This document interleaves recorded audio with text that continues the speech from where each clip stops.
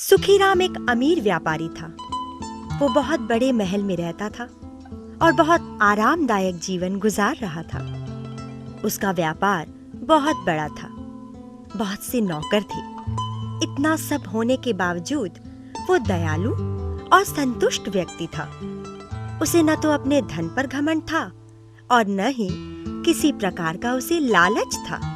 एक दिन जब वो खाना खा रहा था, एक नौकर वहां आया और उसने व्यापारी को बताया, मालिक, एक गरीब आदमी आपके द्वार पर आया है। उसके कपड़े फटे हुए हैं, दिखने में बहुत भूखा और कमजोर लग रहा है। अच्छा। वो आपसे मिलना चाहता है। वो कहता है कि आप उसके बचपन के मित्र हैं। बचपन का मित्र? क्या नाम बताया उसने अपना? दुखीराम। वो सच कहता है, वो वाकई में मेरे बचपन का मित्र है। सुखीराम नाश्ता छोड़कर खड़ा हो गया और दरवाजे की ओर गया। सुखीराम को देखते ही उस गरीब आदमी के चेहरे पर प्रसन्नता की लहर दौड़ गई। सुखीराम अपने मित्र को घर के अंदर ले आया और उसे सम्मान से बिठाया। तुमने अपनी ये क्या हालत बना रखी है? मित्र, गांव में मेरी एक छोटी सी दुकान थी। हाँ। कई वर्षों तक तो मेरा व्यापार अच्छा चला, लेकिन एक दिन अचानक दुकान में आग लग गई। बस उस दिन से मेरा बुरा समय शुरू हो गया। लेकिन तुमने मुझे बताया नहीं। मैंने सोचा तुम एक अमीर आदमी हो, पता नहीं तुम मुझे पहचानोगे भी या नहीं। आज भी मैं यहाँ मजबूरी में आया हूँ, क्योंकि मेरे पास अन्न का एक दाना भी नहीं बचा। दुखीराम, मुझे इस बात का हमेशा दुख रहेगा कि तुमने अपने दुख के समय मुझे याद नहीं किया।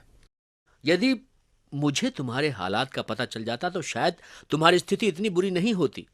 खैर, अब भी देर नहीं हुई है। जो बीत गया सो बीत गया। आज से ही तुम मेरे व्यापार में सहयोग करोगे। जी। जाओ, अतिथि कक्ष में जाकर अपने आप को तरोताजा करो और नाश्ते के लिए आ जाओ। आज हम दोनों मिलकर बचपन की तरह एक साथ खाना खाएंगे। उस दिन से दुखीराम सुखीराम के साथ काम करने लगा। ये देख सुखीराम के मित्र दुखीराम से ईर्ष्या करने लगे कि गांव का एक गरीब व्यक्ति सुखीराम के व्यापार में सहयोगी कैसे बन गया। मित्रों ने सुखीराम के कान भरने शुरू कर दिए, परंतु सुखीराम एक बुद्धिमान और विश्वसनीय मित्र था। उसने किसी की बात पर ध्यान नहीं दिया।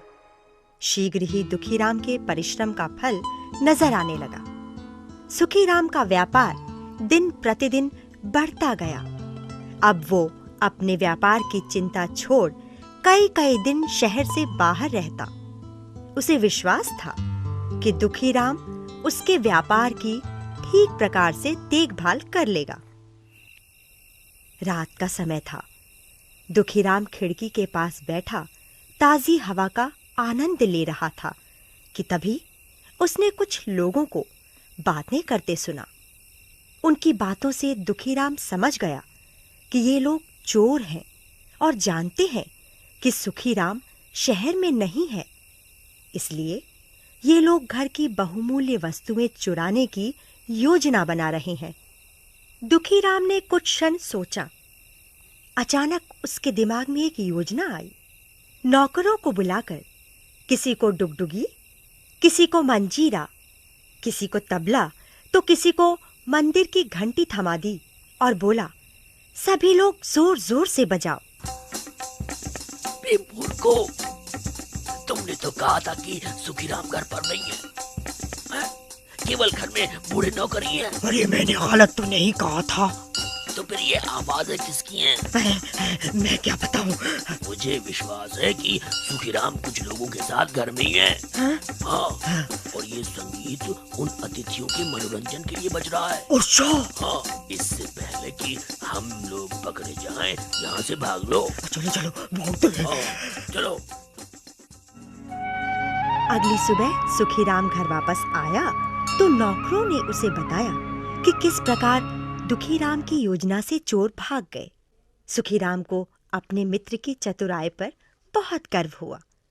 वे सभी व्यक्ति जो दुखीराम से ईर्ष्या रखते थे, उसकी चतुराई और बुद्धिमानी का लोहा मान गए।